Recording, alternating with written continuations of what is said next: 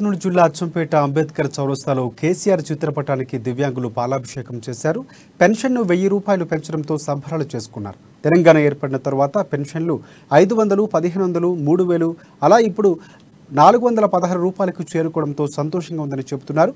అడగక ముందే మనోధైర్యం నింపడానికి కేసీఆర్ మంచిర్యాల బహిరంగ సభలో ప్రకటన చేయడంతో ఆయనకు రుణపడి ఉంటామని వారు అంటున్నారు.